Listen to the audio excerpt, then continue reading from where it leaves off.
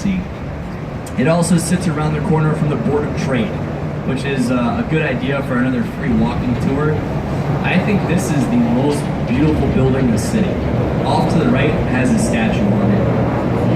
That's the Board of Trade. That was the tallest building in Chicago back in 1930, up until 1954. The Board of Trade as an organization has been around since 1848, making it one of the world's oldest surviving trades or goods exchanges. Originally it traded in grains and agricultural commodities. That's why the statue on the very top is a statue of the Roman goddess of grains. Her name's Ceres, C-E-R-E-S. That's also where you get the root for the word cereal from, same person. 2 stories tall, made of aluminum. Great example of Art Deco with that big stress on verticality. If you go down to that building that sits on LaSalle and Jackson, that's the intersection. It's basically a dead end. You walk north from that point, and you can do a self-guided tour. LaSalle Street is full of buildings that date back from the Art Deco era. It's known as a financial corridor. They have street markers that tell you about each one. The inside of the buildings are absolutely stunning. If you have some free time, it's free and it's right in the middle of the city. This pink building over here on the right-hand side, 311 South Packer, the tallest building in the world, made entirely of poured concrete. The top of this building has some light blue glass.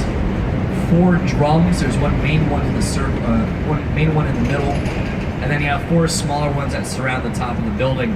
At night, the top of this building lights up, and it gets so bright that sometimes it distracts the migratory patterns of birds. So they have to dim the lights a couple of times out of the year so birds can figure out where they're flying to. Why do they have such bright lights? The Willis Tower is just next door, which is the tallest building, and it gets a lot of attention. We'll talk about the Willis in just a moment, but there's a smaller black building just in front of us to the right, which looks to have a mural on the side of it. It's actually a map. If you remember, I told you how the river meets at that one point, Wolf Point, creates that Y shape. You take a look off to the right-hand side, you look straight up, you're gonna see that convergence. And this red rectangle, which is supposed to be this building. A GPS map on the side of the building. That's the most literal example of contextualism you're gonna find. If that's not enough to kind of guide you, you can always use the Willis Tower as a landmark, because it's the tallest building. You can see it from pretty much everywhere. We're going to see the Willis on the right-hand side in just a moment. And if you ask any Chicagoan, they tend to pronounce it Sears. It's a really weird lisp that they have here. It was the Sears until 2008.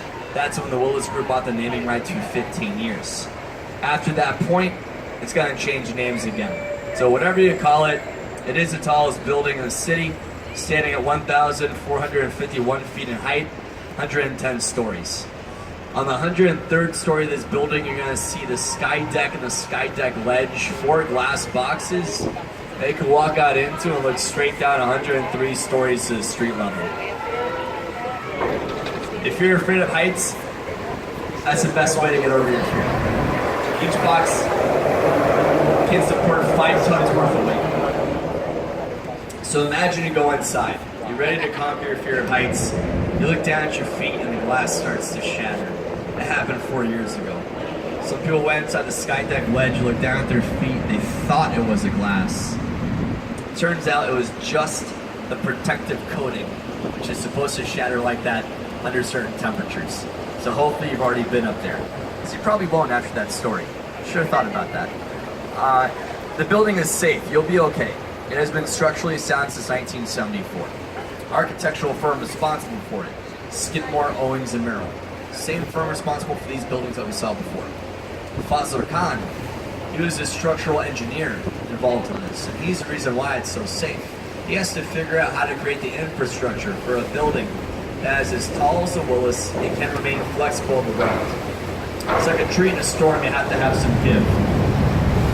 So he opens up a pack of cigarettes. Cigarettes come flying out different lengths. He sees that one is easy to snap in half, but a bundle is a lot harder because of all that tension. So imagine the infrastructure of the Willis Tower acting like one of these pilings. Just in front of us, you see a little gray structure with a cap that says no wake. It's essentially how the Willis Tower is built up. It uses a bundled tubing system. 9 square tubes that meet at the base of the building. As the building rises, they level off to allow for sway. So it's the tallest in the city.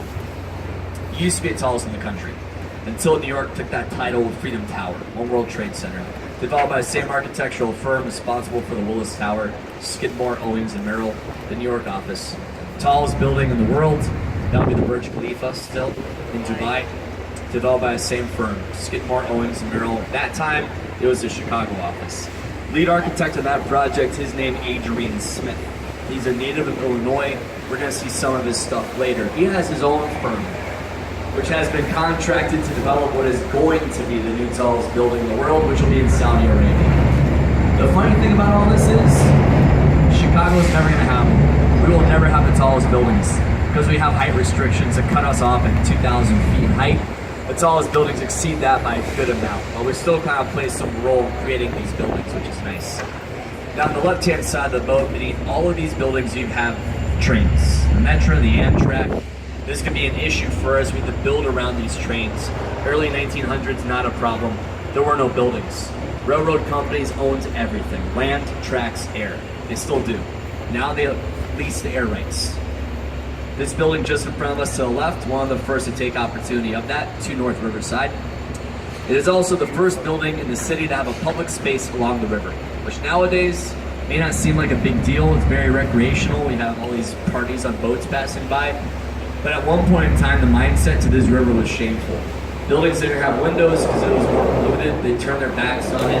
This is the first to embrace it, and it's because of the train tracks. Building sits inland, so its foundation sits next to the tracks, not directly above. Also imagine the Sphinx in Egypt, with its two paws shooting out to the front. It kind of looks like that, with these two annexes that do the same thing. And that's something you see a lot with Art Deco designs. Egyptian elements, after King Tut's tomb was discovered, a lot of fascination with all that. Obelisks added onto the plaza as well. And straight ahead of us, we're going to have the Boeing building. This gray building, the southern section has an exposed frame, the box and an X inside of it. The northern section, you can see, has a panel with holes cut out. I'll tell you about that in just a moment.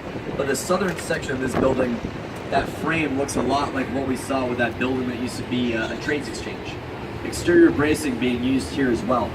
In this case, you have steel beams that dig into either side. Those beams meet at the top. They connect, they create reinforcement, and they hold up the southern section of that building like a coat hanger. And then the building has this L shape, which is a right angle. With the right angle, most of your strength resides in your base. Southern section actually helps to hold the northern section upright in a cantilever. And this is a better view. If you take a look at the northern section of that building, you look straight up, you can see holes cut out. Originally, this was home to Morton Salt. Morton Salt Company started in Illinois. It was underneath Lake Michigan. They actually have one of the world's largest salt deposits underneath this huge body of fresh water. They were inside of here, so they designed that to look like a salt shaker for them, back when they had the naming rights. And then they moved out, and Boeing moved in. It's still a salt shaker. So that's why you don't design buildings based on naming rights. This stuff changes from time to time. Also, don't design a building based on the yin-yang twins. That's just a good life lesson also. But on the right-hand side, we're gonna have some U.S. history. Red building, green ivy. That's a Great Lakes building. But that's not important. What is important is the land that it sits on.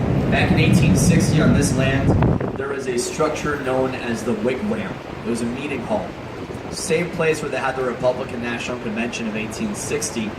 The same one where Abraham Lincoln was nominated to be the presidential candidate. It happened just over there back in 1860. He spent a lot of time here in his younger years when he was a lawyer. So did Ernest Hemingway. He spent his childhood. Why are you so slow? The Green Line train runs on these tracks. You can take it out to Oak Park. It's west of here. It's like a 10-minute walk from that station to the childhood home of Ernest Hemingway, which is in the same block as the home and studio of Frank Lloyd Wright. As I stated before, we don't see any of his work on the tour. But if you could go see his home and studio, it's fascinating. The guy was eccentric, to say the very least. He had a tree growing through his house, like the Willy Wonka of architecture. And on the right-hand side, we're going to have some Chicago film history. Do you remember the documentary, Ferris Bueller's Day Off? Oh, yeah. In that movie, Ferris's dad is working the entire day. He's working inside this building over here on the right-hand side. So they show the outside of Ferris's dad's office. During that movie, this is the building he was working in. They also filmed some of the car chase scenes from The Dark Knight on Lower Wacker Drive, directly off to the right-hand side past that fence, as well as the Blues Brothers. The building, though, is a very good example of contextualism. The curve in the building's frame mimics the curve that we're taking right now, as that south branch becomes this main branch we're going to hop onto. The green color, that mimics this river. That's a good thing. So the river does have different shades of green depending on which section you're on. That means that the river is getting healthier because that's algae. Algae being produced as sunlight shoots down, reflects back up. The fact that it could do that is a good thing. If the river wasn't healthy, it'd be like really murky, brown, brackish type of color. Although one very magical day every year, we dye the river a natural shade of green for St. Patrick's Day. And who's responsible for dyeing the river green? Plumbers. Plumbers use a powder to find holes in pipes, which is orange. When it hits water, it turns this neon green. This is the most Chicagoan thing I've ever heard. They have to contract the Chicago Plumbers Union to come out here and dye the river green every year for St. Patrick's Day. It's pretty impressive. If you haven't been here for St. Patrick's Day, don't worry, because most people just don't remember being here for St. Patrick's Day. It's essentially the same thing. Now on the left-hand side, we do have that merchandise mart once again. I told you how Marshall Field used this as a warehouse. $38 million he invested into this. Doors opened January of 1930. Not a good time to invest. Right at the start of the Great Depression. He held on to that property for 15 years. He sold it off to Joseph P. Kennedy. The Kennedys got it for a bargain, $12 million, nearly a fourth of the original cost.